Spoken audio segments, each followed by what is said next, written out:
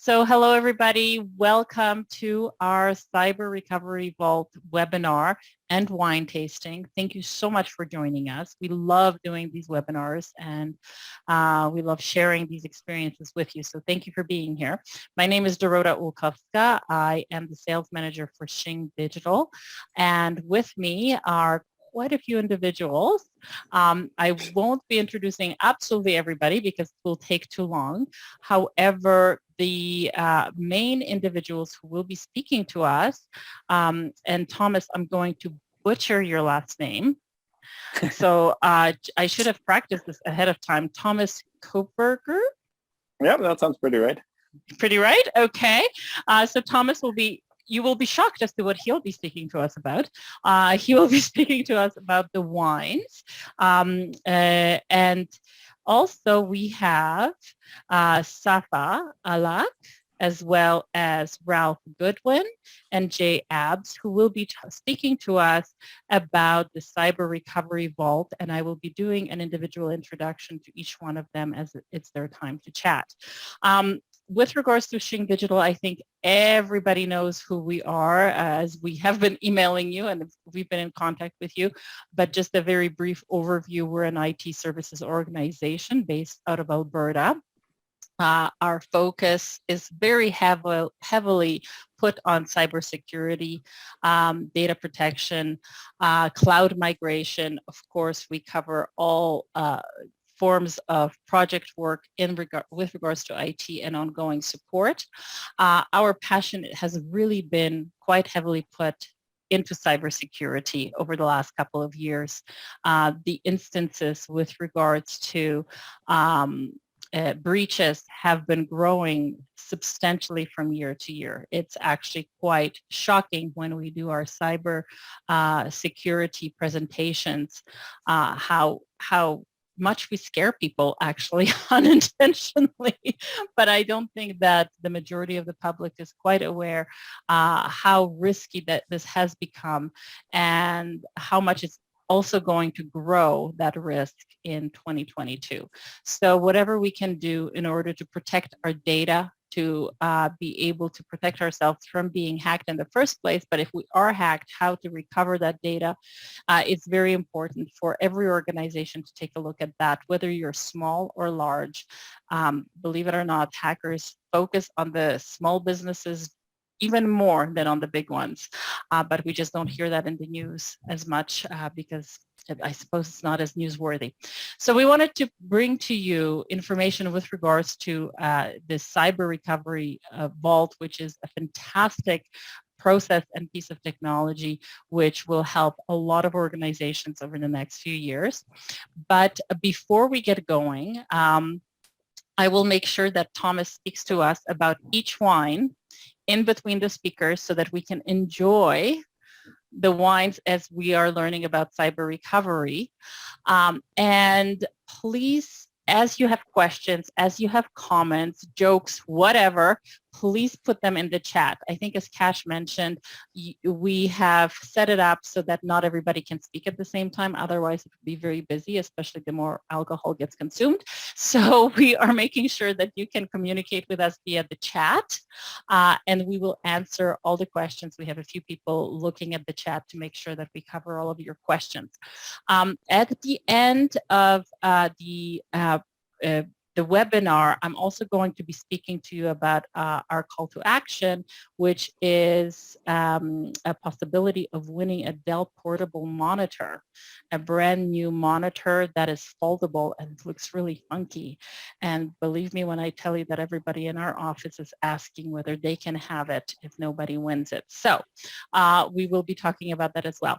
I think that's enough about Shing and the process. Why don't we start out by passing it on to you, Thomas, and maybe you can tell us a little bit about Wine and Beyond and also our first wine.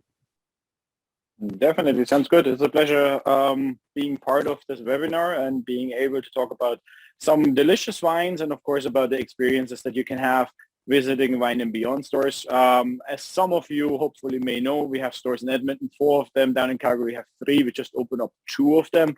We also opened one in Kelowna, which is really nice because having a store in wine country is just amazing. About myself, I'm the wine manager in Sherwood Park in the Emerald Hills location for Wine and Beyond. I have been with the company now for about 2 years. Yeah, January next year, it's going to be 2 years. Have a rich history about working in hospitality. I'm originally from Germany. I grew up in a small business. So customer service has been always part of my life. And I think that's something very, very important. As soon as you walk into any Wine and Beyond store, you will get customer service from the get-go until the very end. Let's get started with some wine. Everybody should have a white, a rosé, and a red wine. Typical tasting order is you start with your whites, you go into your rosés, you go into your heavier reds, and then you can finish off, if you have something sweet, you can finish off with a sweet white wine again, or with a port style, or with a dessert wine such as ice wine. So there are a couple of different options. The first one that we have is a Moscato d'Asti out of Italy. Out of the Piedmont region, that's up in the northeastern parts of Italy. They are usually known for their heavy reds made from the Nebbiolo grape, such as Barolos or Barbarescos. However, they have also quite a huge production of some very nice sweet wines. Moscato d'Asti is one of them. Everybody knows probably the Martini Asti. That would be a little bit more heavier on the sparkling side. This guy is made from Paolo Saracco, and he started off selling his grapes to basically producers all over the region. And at some point he said, okay, I'm tired of that one. I want to make my own wines. His dad was not really keen on that one, but saw that his son had a vision and went basically, okay, go for it. What's interesting here is Saracco has earned over the years always high scores from several wine critics. One of the biggest ones is the Wine Enthusiast or Decanter, and they gave them also a couple of years in a row always 90 points. And that's for a sweet wine, not something that is very usual. So we have definitely a very, very good and premium wine here. If everybody would want to give it a try, if you didn't already do so, you see that the wine is definitely having a little bit of a fizz to it, and that is wanted. So what's happening here is they harvest the grapes, crush them, and leave them in stainless steel tanks. With those stainless steel tanks, there is no fermentation starting because they store it actually below 0 degrees. So that must, that juice stays fresh. As soon as demand is in the market, they can make those wines fairly quickly. So we will get always a very fresh product, always a crisp, clean product. A couple of notes on here. So if we taste wines, maybe I should say that one as well. We look at the wine, we smell the wine, and obviously we taste the wine. That's kind of the professional way of doing it. For everybody at home, we open a wine, we may look at it, we may smell it, for the most part is we drink it, right? So if you want to give it a little bit of a smell, you will definitely find a lot of peaches. You will find some honeysuckle here. And there's some other tasting notes, such as apricots. There's a little bit of an orangey, blossomy part about it. And when you try it, you feel that fizz, that crispness. And it's very important to kind of envision when you want to drink such a wine. That's a big part of our business, suggesting things. What's the occasion? What's the time of the year? So this wine, you can definitely bring yourself back to the beautiful summer times that we have here in Alberta. I think Calgary had a couple of plus degrees in the last couple of days with that strong wind coming over the mountains. So you could even refer back to that, sipping on a nice glass of Moscato. However, that's not the only time that you can drink this wine. You can certainly start your dinner with that one, dinner party. Can always have a fizzy glass at the beginning, and it doesn't need to be all the time a champagne or something like this. It can be something sweet. Other note would be you finish with it, with your dessert, chocolate, strawberries, anything fruity, anything nice and easy would be definitely good with that as well. With that, cheers, and I guess it would be moving on to the first speaker. Thank you very, very much. I'm enjoying the wine already. This is such a fun webinar already for me. So thank you. The first speaker that we will be introducing is Safa Alak. Safa has been working for 25 years with regards to disaster recovery and cyber recovery. And he is a fantastic speaker to direct us with regards to building an air gap solution for cyber recovery. I will pass it now on to Safa to do a further introduction of himself and the topic. Thank you very much. Good afternoon, everyone, and cheers for the first glass of wine. It's a pleasure to speak to you today. And I work for Dell, and I will talk about our technology to combat the 21st century disaster. As you can see in the news, this slide is about the latest attacks, cyber attacks that's happened in the different industries in Canada.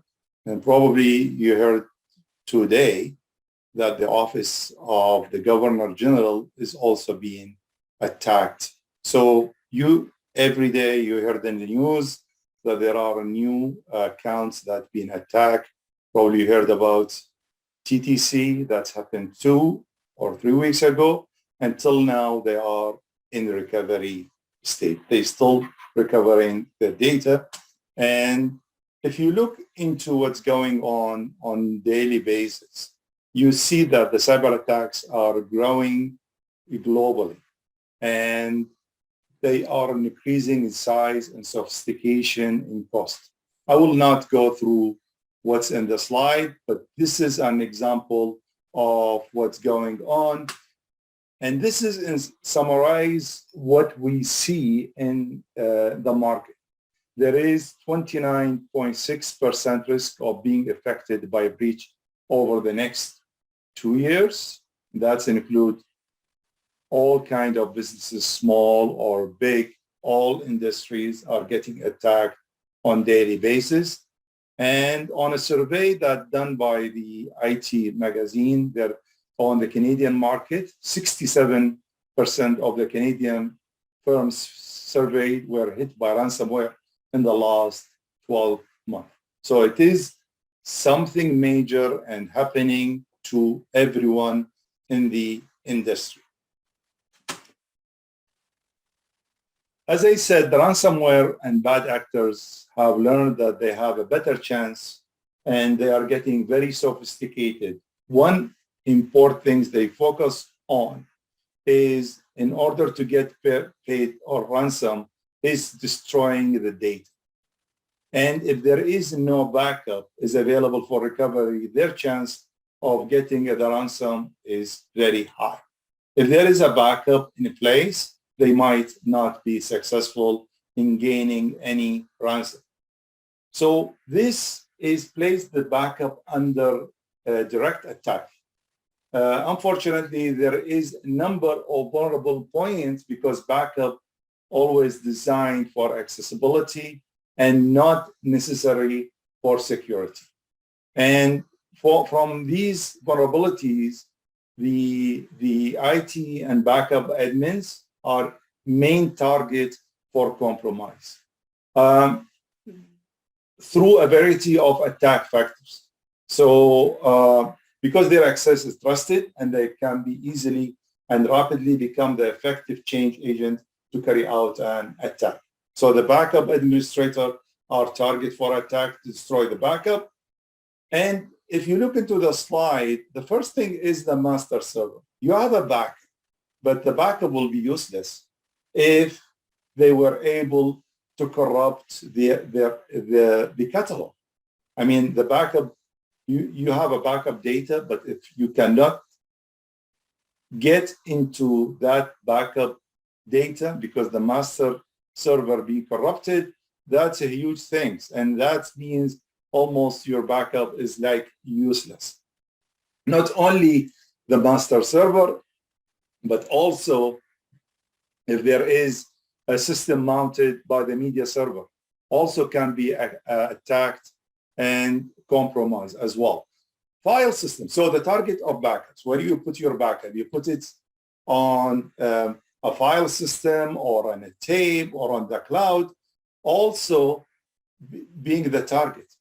File systems like NFS or SIFs are often targeted with data being encrypted or deleted.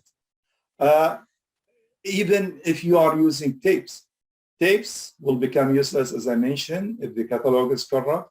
Also, if you are not checking your backup and ensuring that you have healthy data, the data on tape might be corrupted as well. And when you try to reach out and try to restore from tapes, you find that the tapes are also being compromised. One will say, okay, what about if I put my data on the cloud? The cloud also, if there is someone access the data in the cloud, they might be deleted or corrupted, even because it's access thing. And if someone access the cloud, he can delete your backup. So what will be the solution? And what I am trying to address here is how we can prevent and rely on our backup to restore in case of attack. Before I talk about what we do in Dell, what's our solution, I'd like to talk about some misconceptions today in the industry. First one is that if you have a data encryption, that might be a good protection against cyber attack. But that's not true, because even if the data is encrypted, that does not prevent the attackers from encrypting the data again, which convert that encryption is not vital to prevent attackers from getting or preventing you from accessing your data. More security is definitely beneficial, but think about what will happen if there is an insider. If someone were able to, from inside, what can cause a harm to your data. The other thing is, if you are, somebody will say, oh, I will invest in a disaster recovery solution. So I will have another copy of my data somewhere remote that I can use. But the problem with DR, if there is your primary data being attacked, that will be replicated to your DR without knowing. As the cyber attacks now, what they're doing, they stay dormant. Probably your data, if your primary data is corrupted, your DR is in the same situation. Tape is a good way of doing offline backup, and it's not accessible by attackers. But imagine that, or just for a second, that you get attacked and you would like to restore from tapes. How long it will take you to restore your whole data from tapes? And also, how you can identify which tapes to use, which tape you think will be clean to restore from. That's one of the biggest challenge with restoring after a cyber attack, is identifying the data or the point in time that you have to go to.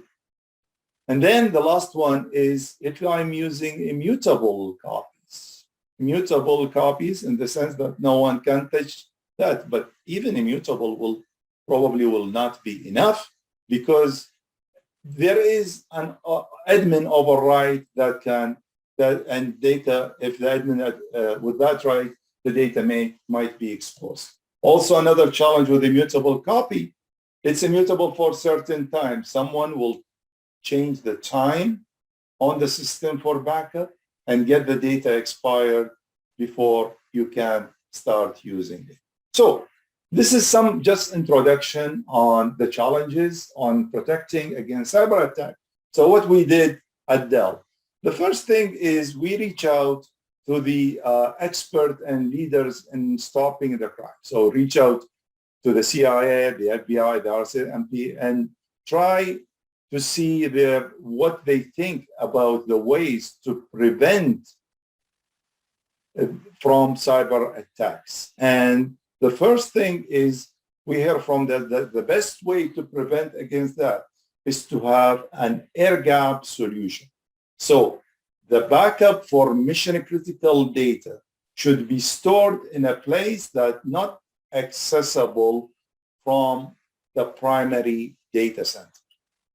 So you can see this is statements from the different organizations that's the best way is to have the data in air gap, and in case something happened, you can go and restore the data from that place because these data are not accessible to the criminals or cyber attacks trying to mess up with your data.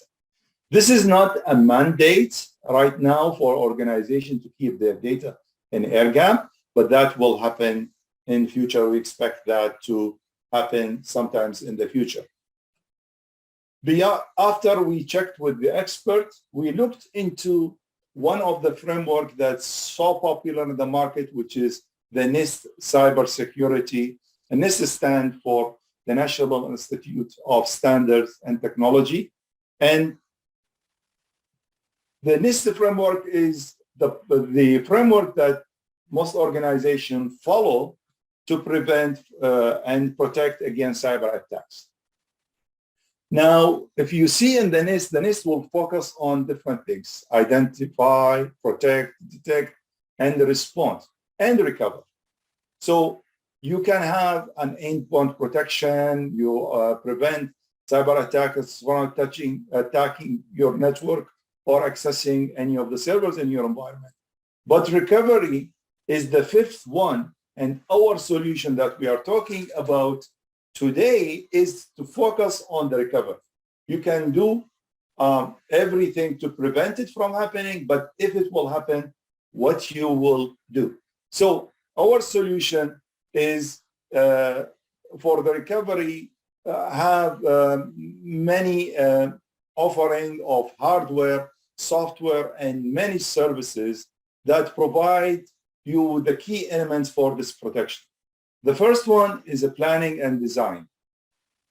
So in this phase, we help you with making an assessment of the mission critical systems and application, your current infrastructure, your cyber recovery time, and recovery objectives.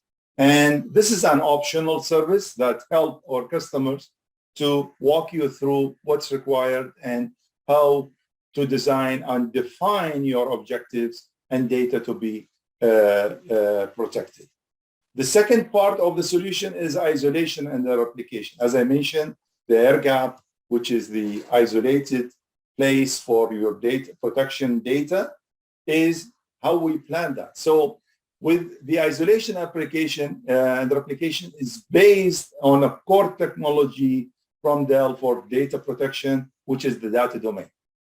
The data domain is our core components in the protection. So if you use the data domain in your data center as a target for backup, and when I talk about backup, it's not limited to our Dell backup software, but you can use any backup software, but use the data domain as your target for backup on the data center. And then we will put another device in the vault that will be target of replication. And the data will be replicated from the main data domain. And I will show you exactly what I'm talking about when I walk on the details of the solution. And then there is the part that we will do vault analytics. So which that means when the data is replicated inside the vault, we will give you the option to scan all the data that's sitting in the vault and ensure that healthy. And if there is something unusual or there is a sort of malware or cyber attack hidden, we will notify you that we see something unusual, and you will be able to work on that and to prevent anything from happening on the data. So I would like you to leave you with very important thing, which is the 3I we talk about for the solution. The first one is isolation. Isolation, which is the physical and logical separation of the data. And then, which I explained that by having an air gap, you will isolate your backup data inside the vault. And the second one is immutability, which means that we will give you a copy that's immutable. That is cannot be modified. And then the third component is the intelligence, which is looking and scanning the data to identify if there is anything happening or unusual happening on your data, so that you can be check or take action to prevent the attackers from getting hold of your data.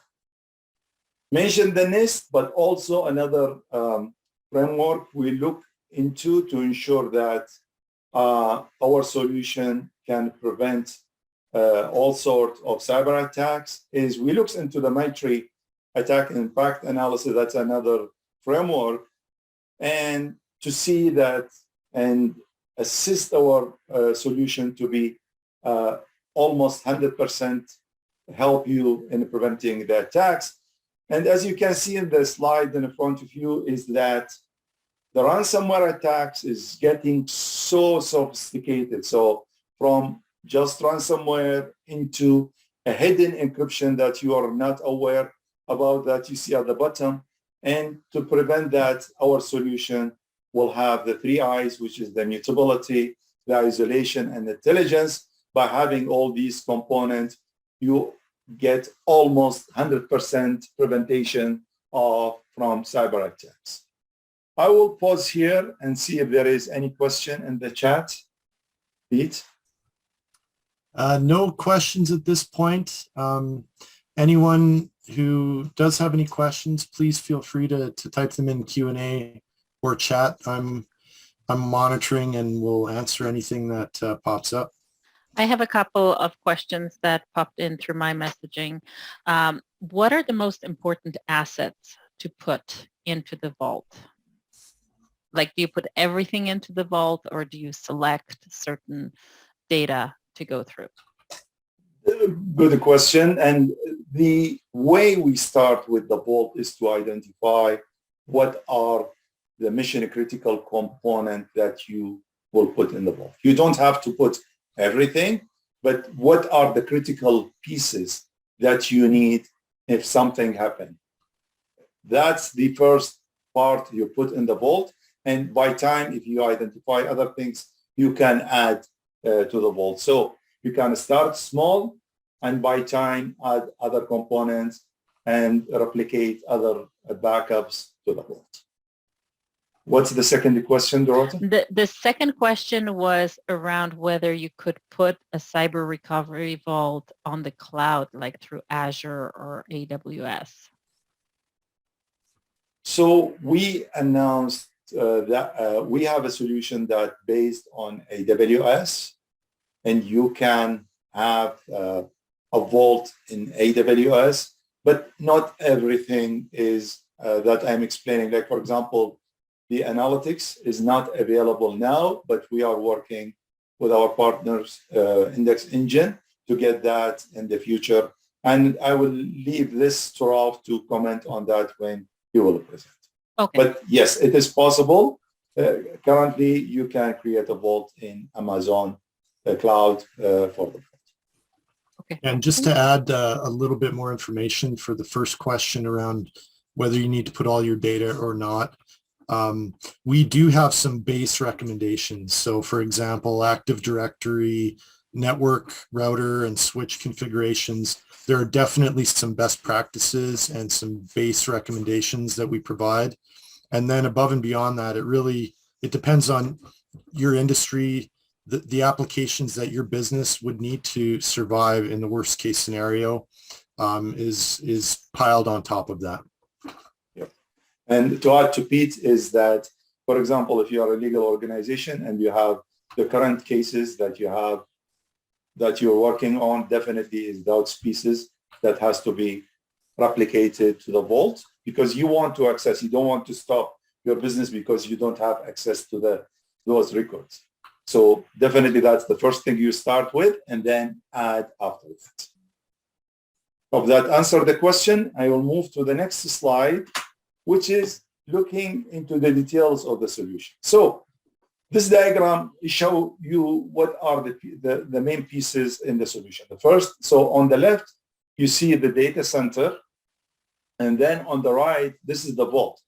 So the vault is not necessarily another data center, but it is a logical isolated from your primary production data center. And the air gap preferred to be physically isolated, like you can have it in a locked cage or locked room, so that it cannot be accessed by insider as well, unless there is someone are allowed to access the vault. Okay, and the way it works is the four basic steps required for the solution to work is that first one is we will you see from the vault to the data center there is an air gap. So we will open the connection, and the first step is to sync between the primary backup that sits on the data center to the cyber recovery vault. Once we got the data into the vault, we will open the connection. So there will be no connection, and we will create, in step 2, we will create copy of that data. Step 3, we will create immutable copy of that data. So that data will, once it's locked, it will cannot be changed. And the fourth step is to go and start analyzing the backup. So we'll put in the vault some high power, horsepower computes that will go and scan the data. So the scan is not looking into the headers or the metadata. We will look into the content. So we will look carefully, ensure that the data is being scanned and there is no anything unusual happening. And we will, for that, we will have a full discussion about the scan process with Ralph after my presentation.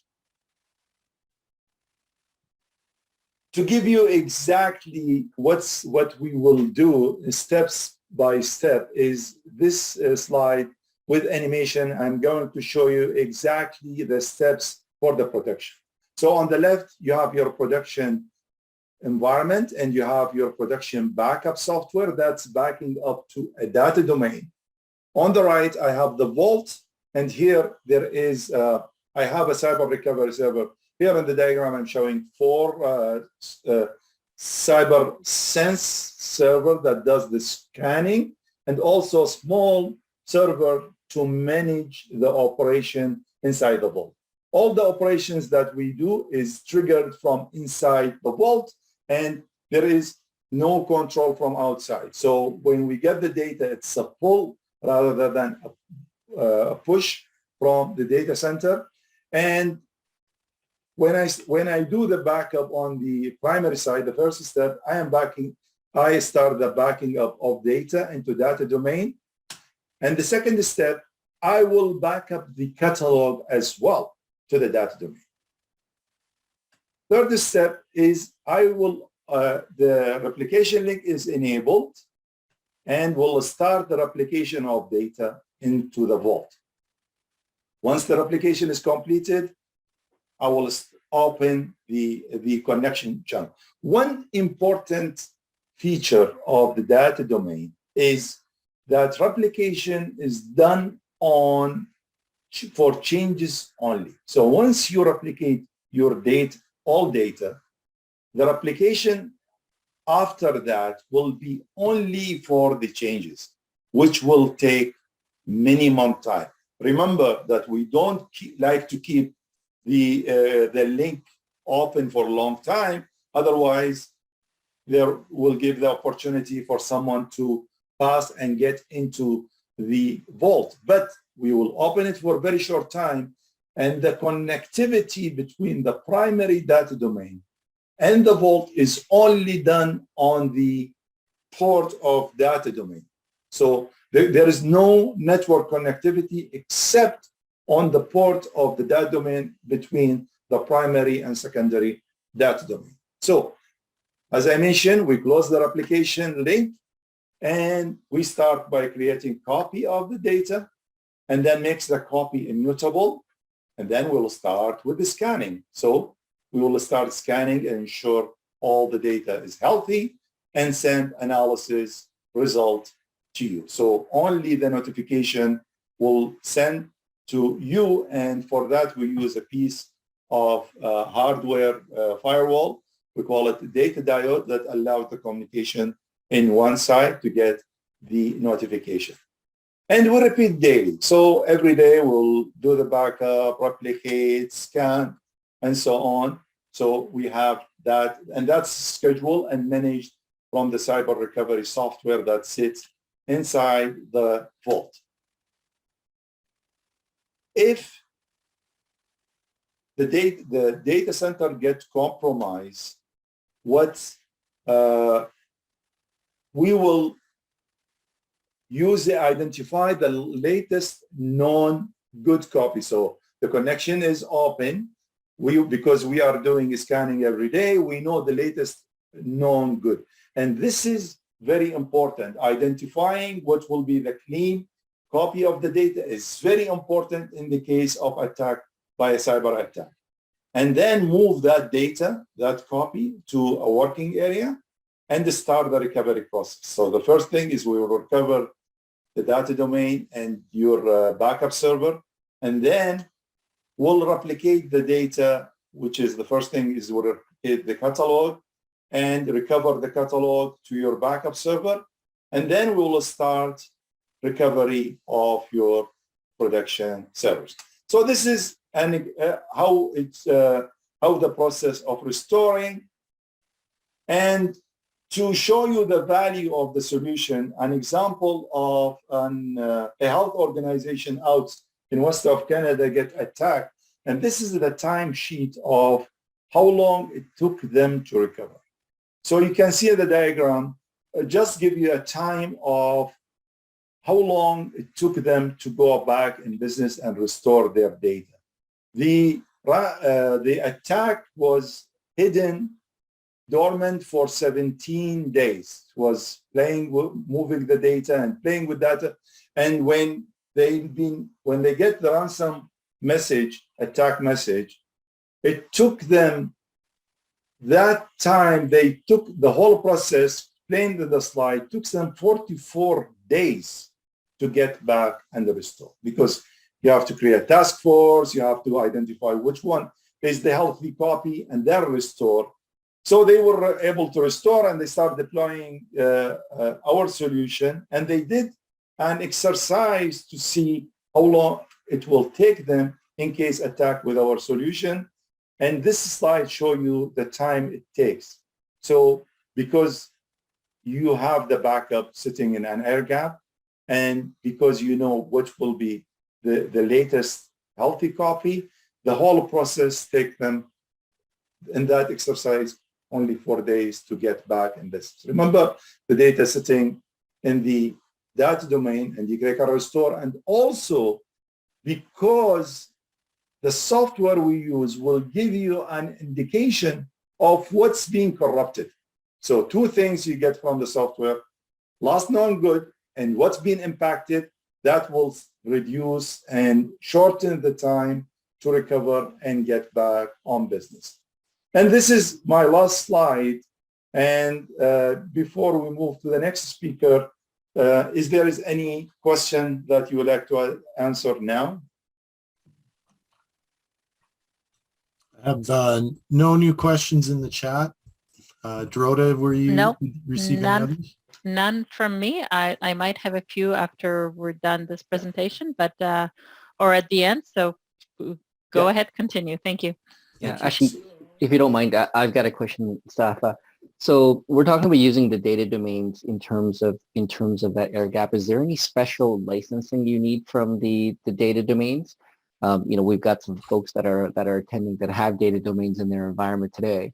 If they wanted to implement an air gap with the data domains, or if they want to acquire another data domain, is it just another data domain that they need? Is there any other special licenses?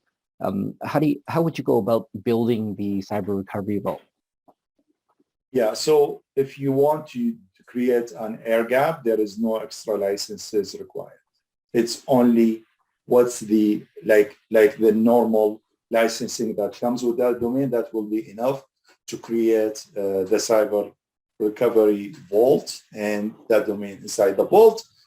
The only piece of software, if you would like to use the analytics, that's another piece that will do the analysis of data that require a license. But for the vault, there is no extra license required.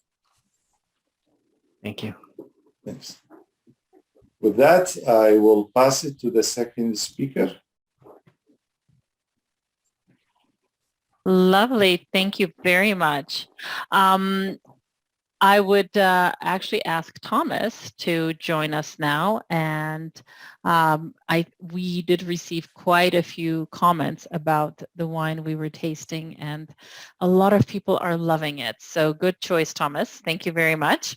I'm wondering if you could maybe do an introduction of our second one. Yeah, of course. So I just noticed there were a couple of new participants. So I just want to say hello to everybody who joined us a little bit later. My name is Thomas. I'm wine manager here at Wine & Beyond in Sherwood Park, Emerald Hills. It's in Edmonton. We started with a nice summery Moscato out of Italy, and I would like to have everybody stay in that nice summer feel that we all think back to, because our next wine is out of BC from the Okanagan Valley. It's a rosé wine, still a great summer sipper, but we're going into a little bit more drier, more serious business here.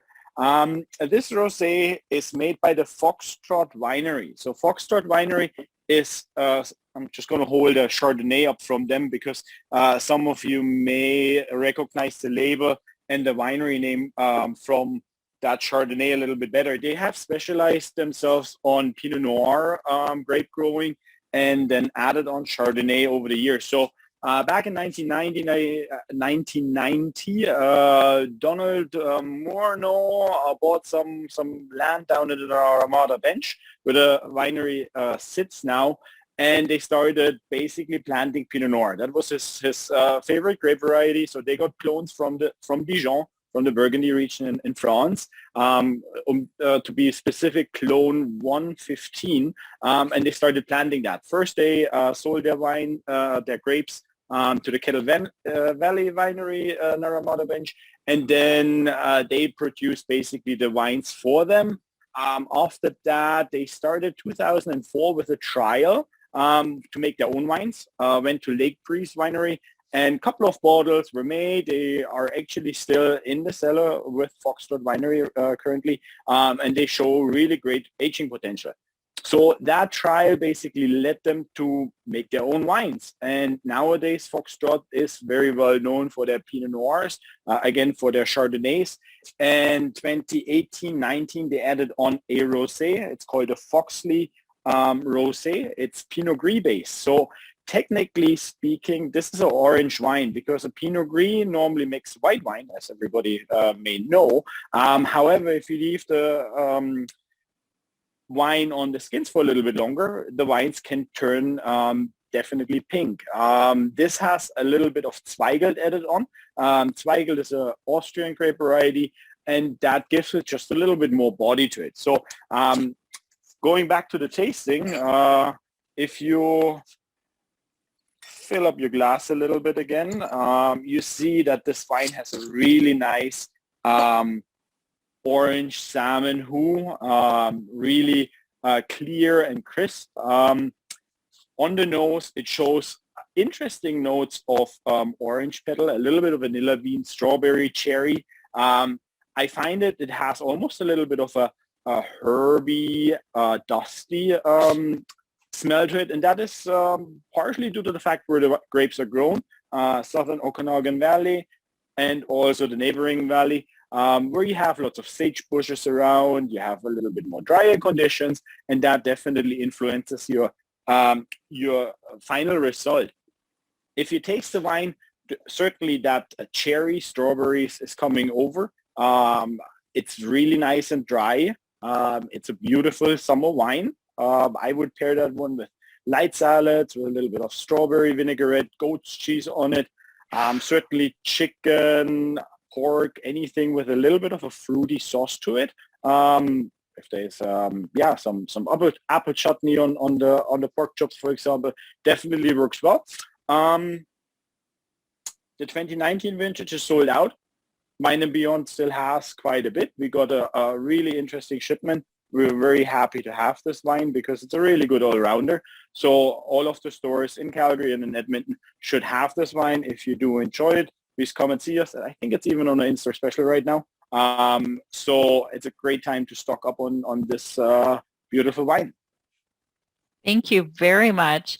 All of You're a sudden, I'm craving goat cheese as well. So good ideas. Thank you. So next, I would like to introduce a couple of speakers, actually.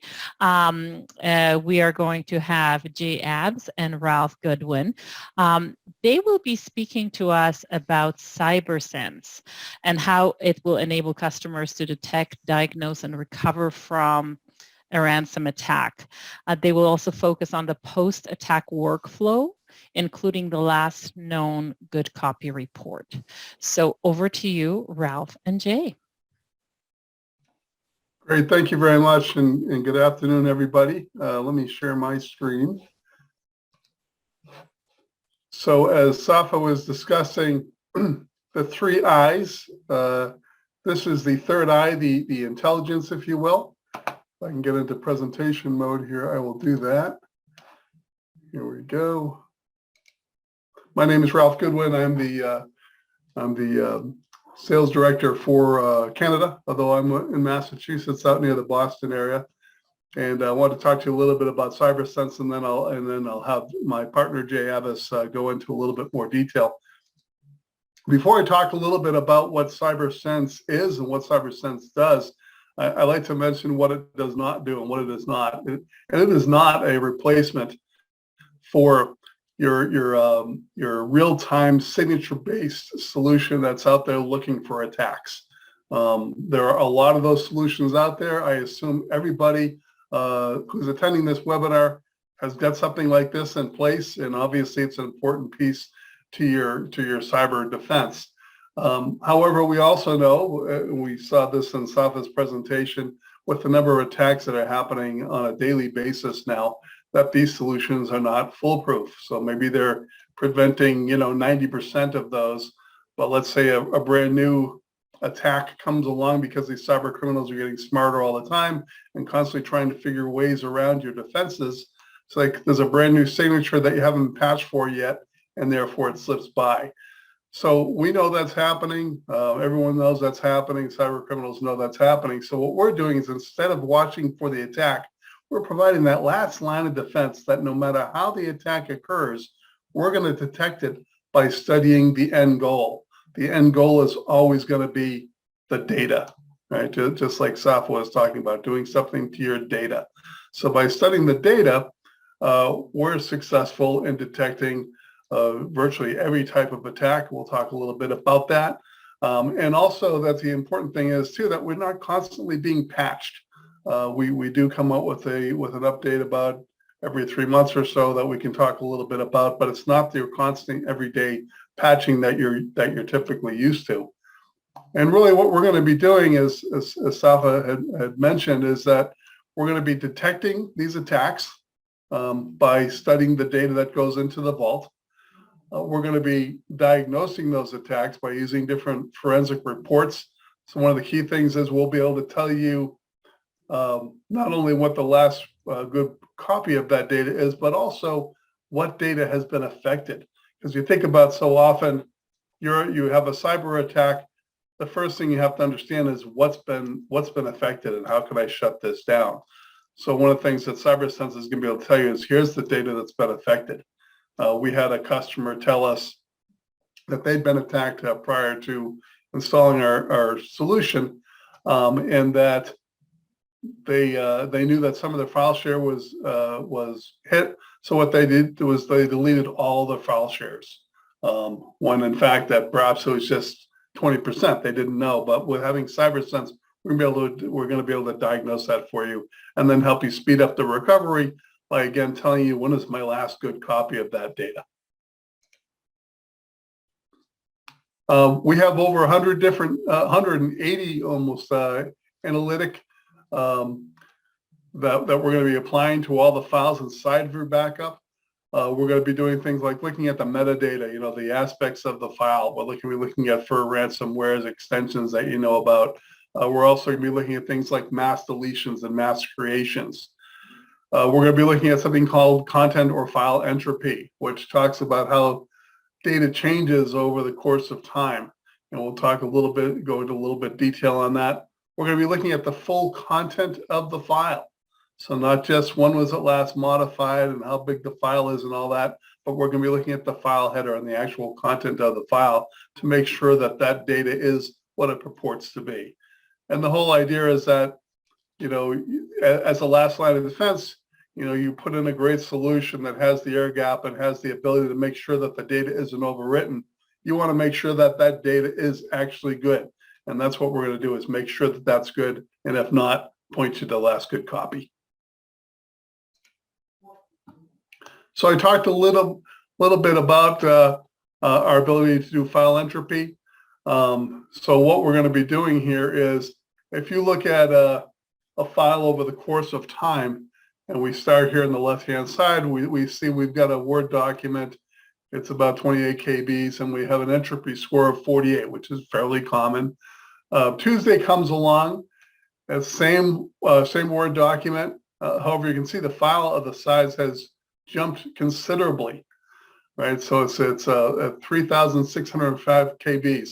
However, the file type and the file header is still telling us, because we're doing the full content analytics, that this is a Word document. So it still is something that we can still read as a Word document. And the entropy score has jumped up from 48 to 59. So again, fairly typical. If you're only doing metadata analytics, which there's a lot of solutions out there that are doing that, this might get flagged as a false positive because of the fact that the file has jumped so much in size.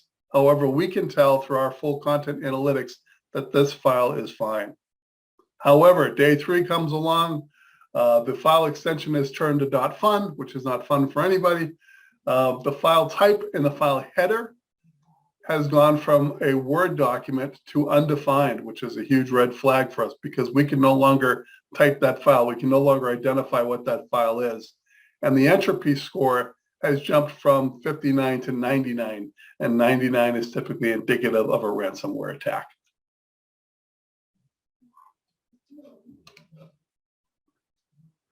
So we'll talk a little bit about how data is corrupted. You know, one question we get is, well, what happens if I just encrypt my file, right? When typical encryption tools encrypt a file, they don't actually encrypt the entire file. They encrypt the content of the file, but they don't encrypt the header of the file. So one of the things that we're going to be looking at again is the header of the file, and able to tell that this file is no longer valid, even if it's been encrypted by typical encryption methodologies. But again, we're going to be looking at the basic metadata aspects of it. We're going to be looking at the header of it, which is going to identify that's the Word document, Excel document, SQL, Oracle, whatever that might be. That's where we're going to get that information, and then the content. And again, we'll be able to look at all these aspects of the file and give you that 99.5% success rate of knowing that file is okay, or if it's not. And by the way, we test this regularly. IBM has done it. Dell has done it. Recently, there was a brand new encryption methodology that came out with ransomware. We put that into our vault, and we were able to detect that day 1 without modifying our data at all. So it works that well, because again, what we're looking at is the results on the data, not at the signature of the attacking file. I'd like to give you a real life example of metadata versus full content analytics. So here we're looking at a file, and I apologize. I know people are drinking wine, and this font is kind of small here, so I'll walk you through it. What we're looking at is a pre-attack and a post-attack version of a file that had been hit with Alpha Locker.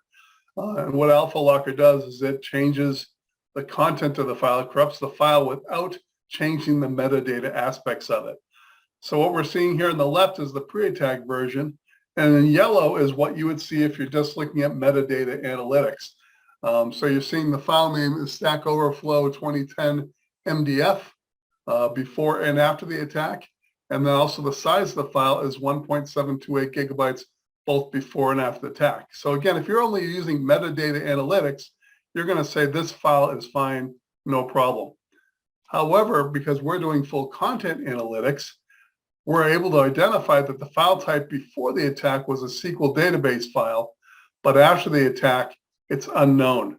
Again, huge red flag for us. Also, we're looking at the file entropy score has gone from a 48 to a 99. So we're going to see that, and we're probably going to see, typically we're going to see other things. We're going to be seeing, maybe a mass deletion, a mass creation of files, because this has happened to not only this file, but many other files. So again, the whole idea is to take all these 180 different types of statistics that we have to apply to the file and diagnose a ransomware attack. And please, if anybody has any questions, please feel free to type it up there in chat and let me know, and I'll make sure we answer those. I had mentioned Alpha Locker in the last slide. Again, these cyber criminals that are out there, they're getting very, very intelligent. They are using machine learning themselves to understand how to get past your defenses. So they're realizing that there are a lot of metadata analytic tools that are out there that are able to get past your defenses. So again, so Jigsaw, Cryptmic, these are a couple other ransomware attack tools that are out there that are able to fool you by kind of cloaking what they're doing. And I suspect that there's going to be a lot more of those coming.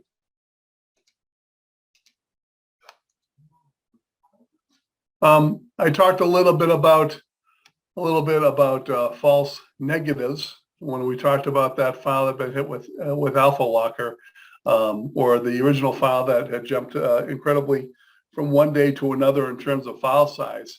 That's what we call a false negative, or I should say a false positive, in that it appears as though there might be a problem, but actually isn't. False negatives are obviously a huge problem. But false positives are also a problem because it's a red herring. It invests a lot of time in terms of you trying to track down a problem that doesn't actually exist. I see a couple of questions here. How do I update CyberSense if it's an isolated vault? That's a great question. And typically the way we do that is we put that into the vault that's going to be replicating over to the cyber recovery vault. And again, it typically comes out every 3 to 6 months. And how quickly will CyberSense be able to detect the last, when attack occurs and the last good backup? Generally, what will happen is that we'll size, and when I say Dell, I mean that the Dell folks will work with us to do that, since this is only offered through Dell. Is that we'll determine how much data you've got, the type of data you've got, the different backup solutions, all that. And the whole idea is to get that analysis done inside of a 16-hour window, so that we have plenty of time to diagnose that the night after we see that backup the first time. And that's when we're starting to get you some of the reports that Jay will show you and give you some more detail on it. And another great question here, can we run the CyberSense software on production data instead of running the vault? Very common question, and a very good question. And the answer is no. And the reason is for 3 reasons. One is that, again, we only offer this through Dell. It is part of the cyber recovery solution. We're actually integrated with the dashboard. And we get a lot of our alerting and our communications methods to and fro through that. So it has to be part of the cyber recovery solution. But also there's two other key components to that. First is as you can imagine, by doing full content analytics on every single file inside your backup, that's a lot of compute that's going on there. And what we don't want to be doing is messing up your daily backups and your daily restores by doing these analytics all the time. So you don't want to slow that down. But secondly, and even more importantly, is the fact that, think about it, you're trying to prevent a cyber attack. And if I'm one of these smart cyber criminals, and I know that CyberSense is out there, if I'm kind of crawling around your network, finding out what you've got, and I see CyberSense, hey, let's turn this thing off before it shuts, before it alerts my customer what they've got out there. So it's very important that you keep this isolated so that nobody can get to it.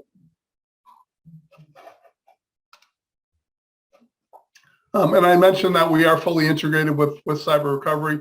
This is an actual screenshot of it. So it is completely fully integrated as part of the cyber recovery solution.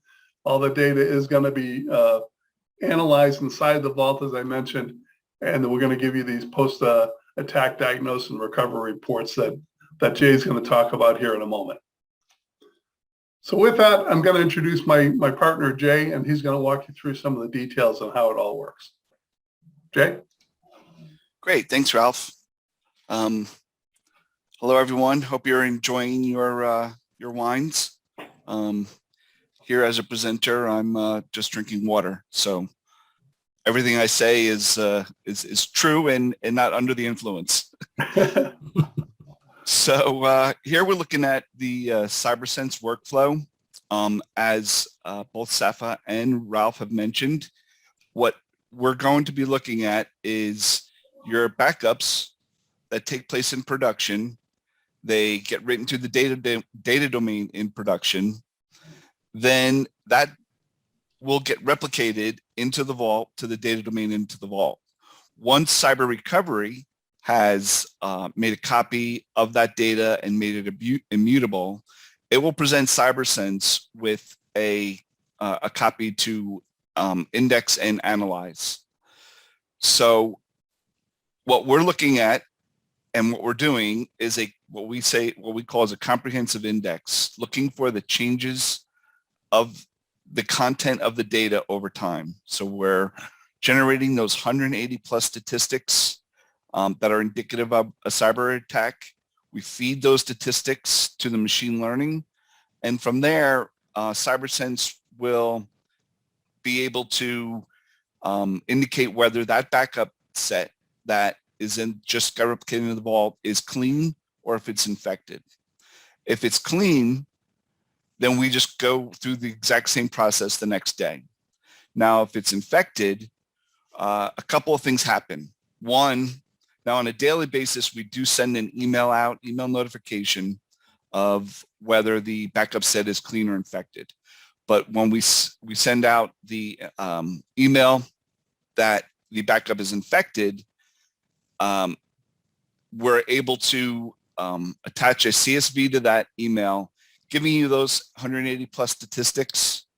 And we're also able to, if there is an infection found, list the servers that are affected. So some servers might have been hit by the ransomware and other servers might be clean. But we can do that when we send out that notification. We also send a notification back to the cyber recovery dashboard. And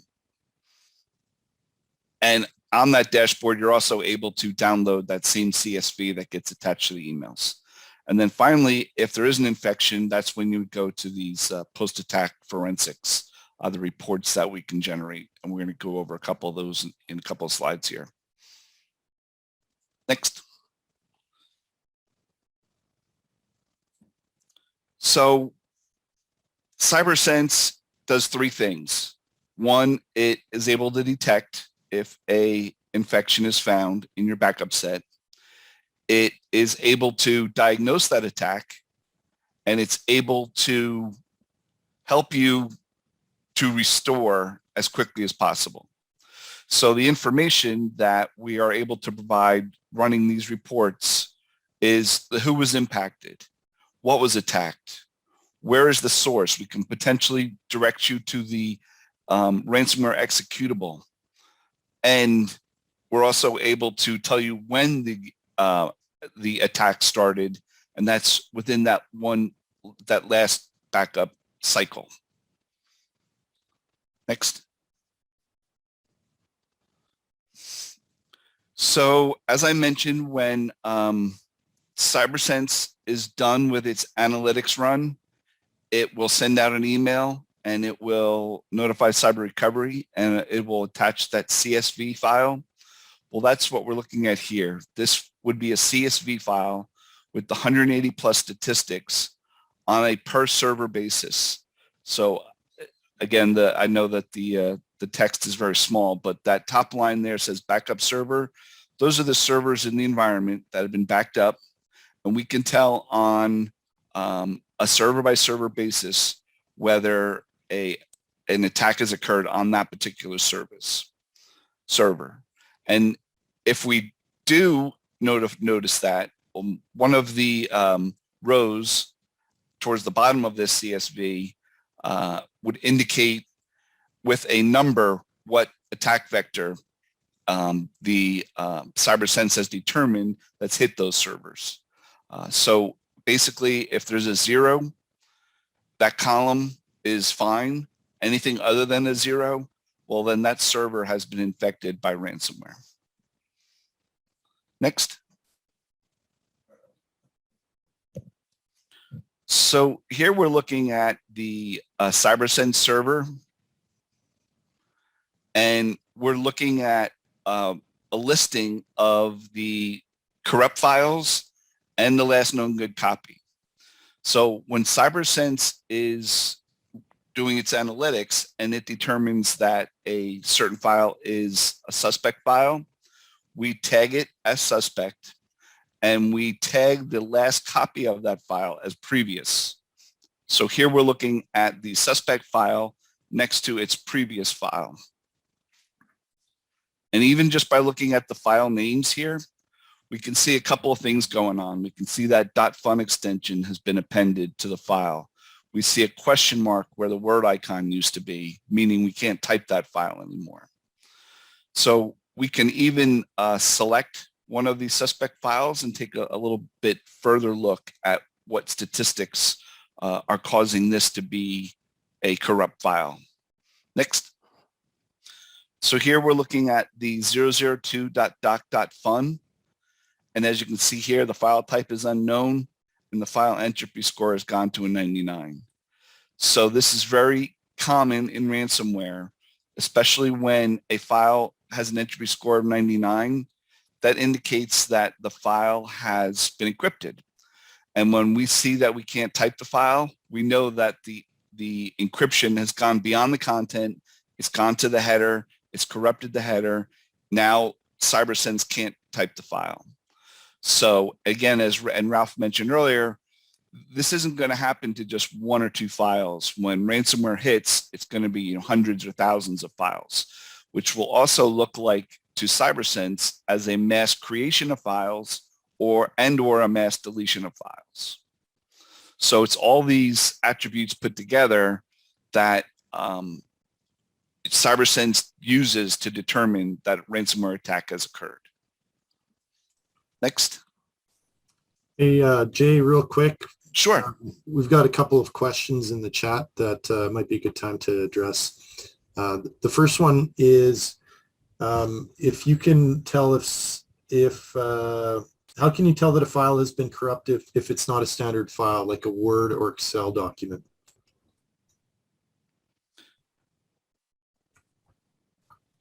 I'm not sure I understand the question. If I guess, can CyberSense detect changes in files that are, not standard files? So any file, including, and the other question is more specific to a database. Can you detect changes in data or in a database that is infectious, as databases are in constant change, which makes indexing a bit of a challenge? So does it matter what type of Well- file it is really what it boils down to? Well, no, we I think we have a screenshot or a slide coming up that will go over what kind of files we support. So yeah, Word and Excel files are that's fine. We do databases. We do we can even go into VMDK files, so backups of your VMware backups. We go into that VMDK file, and we're able to look at all the files in the VMDK file. So I guess what's throwing me is I don't know what a standard file is, as opposed to if it's not a if it's not a standard file like Word or Excel. Okay, no, there's all sorts of files that we support beyond Word and Excel and databases. I'm sorry, I misread that. Yeah, no problem. And then the other question I think Cash just asked, which I think I can answer, how is CyberSense able to open the backup files that are created by different backup software? And there are some backup softwares that are compatible with CyberSense and some that are not. And we can provide offline what those compatibilities are if anyone has a specific backup software they're wondering about. Yeah, it's the Dell products. It's NetBackup, it's Commvault, and it's TSM Spectrum Protect. So if you have any of those and you're backing up to the data domain in production and that gets replicated in, then CyberSense can support that. Great, thank you. So Veeam, no, there's no plans to add Veeam at this time. It's not on the roadmap. So what we're looking at here is what we call the last good backup sets, which is really a way of getting to the last known good copies of the files that have been corrupt. So because we know what the suspect file is, which determines the previous file, which is the last known good copy of that file, we're able to look and determine what backup set IDs contains those previous files. So we can run a report that will give you a list of not only the hosts of the servers that have been affected. You can see here the path of where all the data resides that is now corrupt. The backup time, this would be the backup time of the last known good copy, and then that backup set ID. So this is giving you a roadmap. This is instead of having to guess as to what copy of your backups you want to restore from, we're pointing you right to the version, right to the backup set ID that you need to restore from. Next.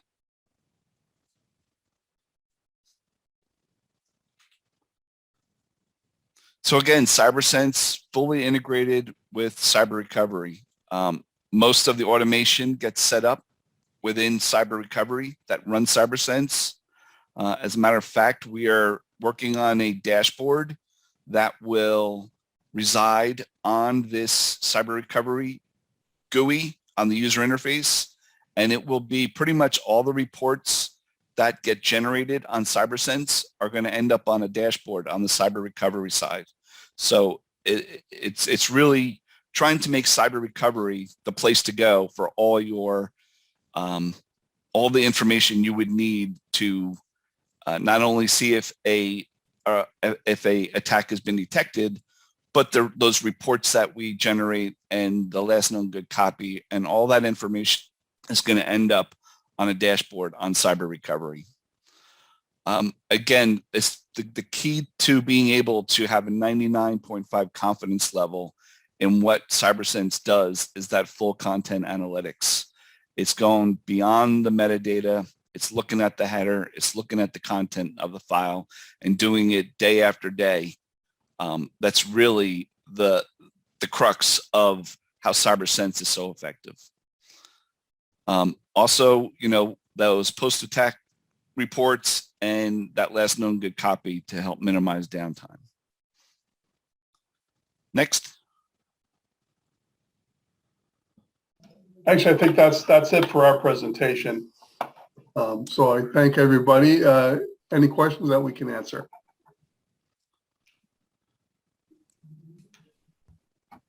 I think the questions were coming through, and so I think we were answering them as they were coming through, but also if we get any additional questions after this presentation, I'll be sure to pass them on.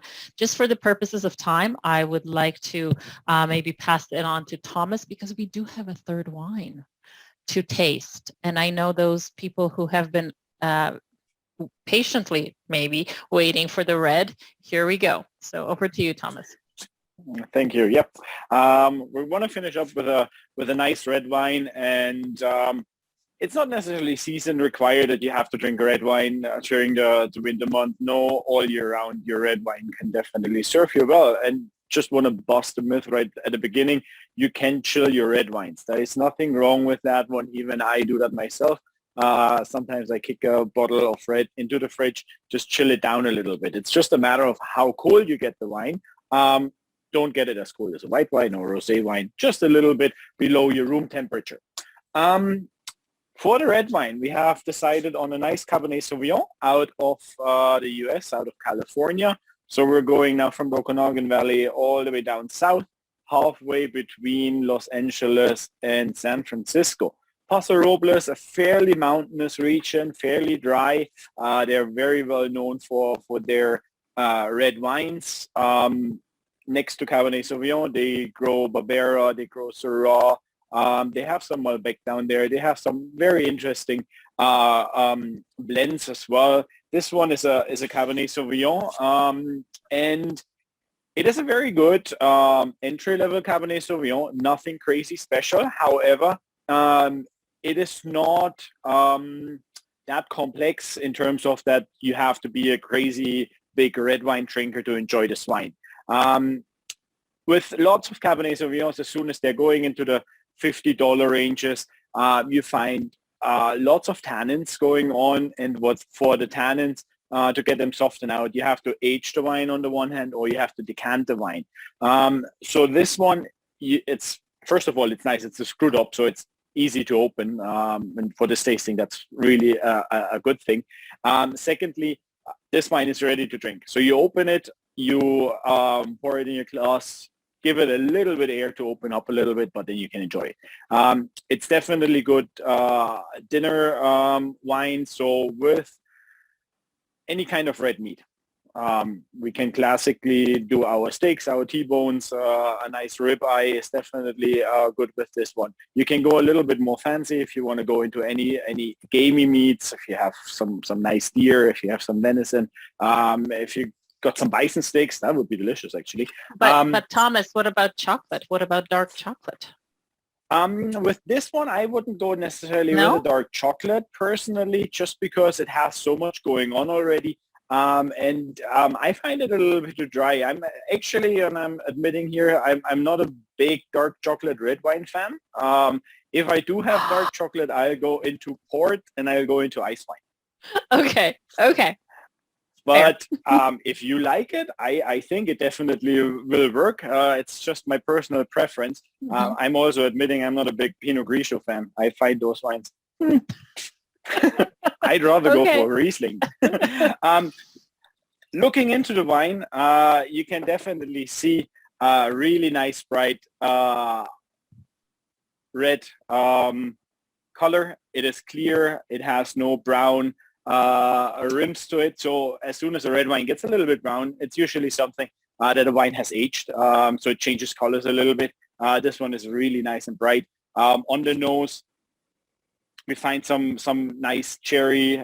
We have some strawberry notes, blackberry. It's very jammy and perfumey. You can definitely see that this wine has seen some oak, because you get a little bit of sense of that oakiness jumping out. There's some vanilla, there's some coconut, and that indicates that they used American oak.